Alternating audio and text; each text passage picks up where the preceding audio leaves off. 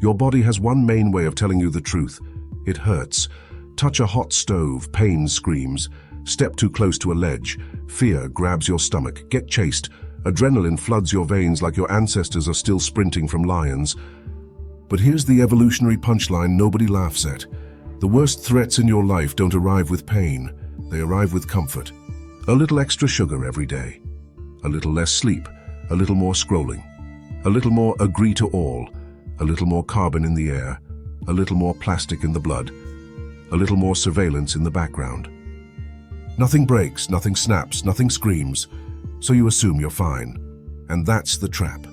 Your brain is built to obey alarms, not trends, which means the modern world can harm you slowly, and you'll thank it for being so gentle. There's a flaw baked into the human mind that made perfect sense in the Stone Age, and becomes catastrophic in the modern one: hyperbolic discounting. In plain language, it means we value rewards and costs way more when they're immediate, and we undervalue what happens later, even if later is the thing that will ruin us. This is one of the core ideas behind present bias in behavioral economics. If you want the scientific spine behind it, George Ainsley's early work laid out how people and animals chase specious rewards, small sooner pleasures that beat larger later benefits.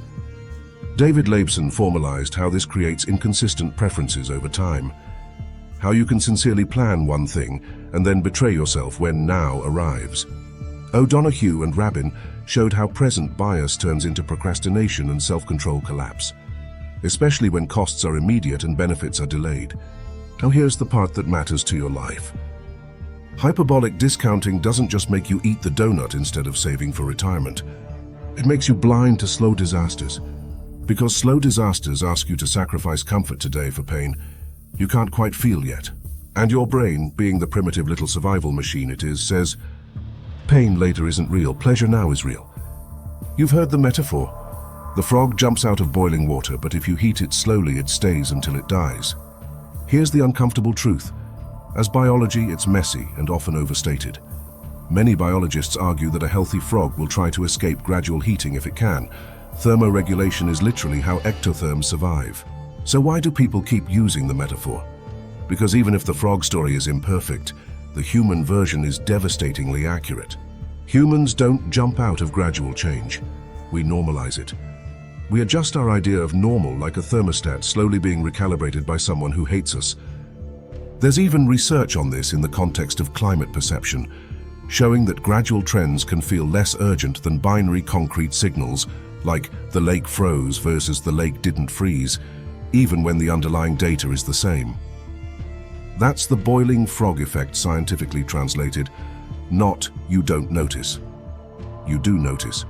You just update your baseline so fast you stop feeling alarmed. The danger doesn't hide. You adapt to it. And adaptation, normally your superpower, becomes your undoing.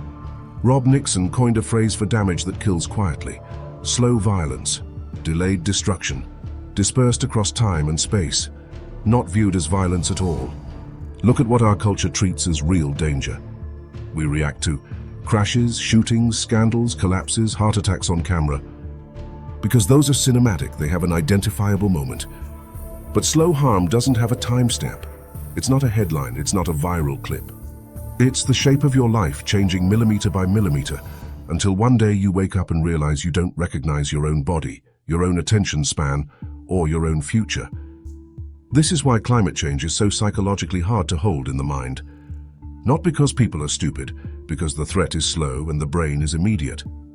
This is why data surveillance feels abstract until it suddenly isn't, until your ads know you're pregnant before your family does, or your feed becomes a behavioral steering wheel instead of entertainment. Zuboff calls this surveillance capitalism, human experience treated as raw material for extraction, prediction, and profit. This is why malnutrition can coexist with obesity, because the harm isn't you starve today, it's your diet slowly rewired your metabolism and your risk profile over 10 years. The WHO describes the modern double burden of malnutrition, where undernutrition and overweight obesity both threaten health. Slow harm is polite. It doesn't kick the door down. It moves into your house quietly, pays rent for a while, then eventually owns the place. Now comes the darker layer. If humans undervalue the future by design, then the easiest way to profit is obvious. Give them pleasure now, charge them later. This is not a conspiracy theory. It's a business strategy that fits your biology perfectly. One of the most reliable ways to keep an organism repeating a behavior is intermittent reinforcement, unpredictable rewards. B.F. Skinner observed that variable schedules can produce persistent responding. And modern platforms didn't just accidentally discover this, they built on it. Your phone is basically a slot machine that also contains your friends, your job, your news, your identity, and your loneliness, so you keep pulling the lever. There's research analyzing social media behavior through reinforcement learning models, showing patterns consistent with reward learning principles across huge data sets. So the loop looks like this. You feel a tiny itch of boredom or insecurity. You check, sometimes you get a hit, a like, a message, a surprise, a tiny social reward. Sometimes you don't. Unpredictability keeps you coming back harder than consistency ever could. And because the cost is deferred, sleep loss later, attention fracture later, anxiety later, you don't register the trade as harm. You register it as relief. That's how exploitation works when the predator is invisible and the bite is delayed. This same structure appears everywhere. Ultra-processed food engineered for craving now, metabolic consequences later. Credit products that feel like freedom now. Debt traps later, convenience systems that feel like ease now, surveillance infrastructure later. Emissions that feel like progress now, climate instability later. This isn't just corporations are evil. Some are. Many aren't. That's not the point. The point is colder.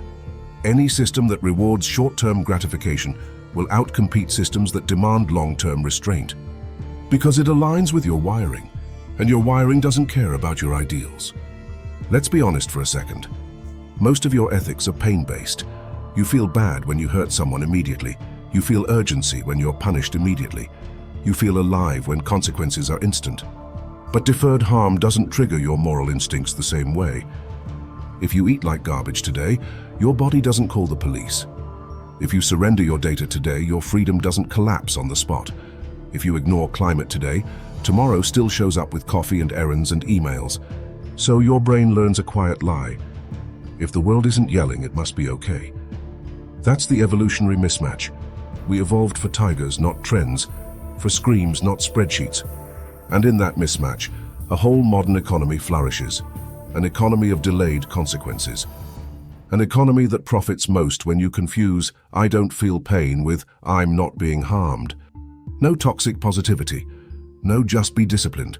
If your brain is biased toward now, the solution isn't moral purity, it's strategy.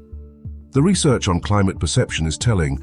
When gradual change is converted into clearer, discrete signals, people perceive it as more urgent. So do that in your own life. Don't track "kind of tired lately." Track hours slept, days exercised, money spent on impulse minutes, on social apps, meals that were actually real food. Your brain respects events, not vibes. Make the trend feel like an event. Hyperbolic discounting means your future self will betray your present plans when temptation becomes immediate. So don't decide in the moment. Decide in advance. Remove the app, not just use it less, set friction. Logouts, time limits, no phone in bed. Ultimate savings, buy food that doesn't hijack you at 11 p.m. This isn't weakness.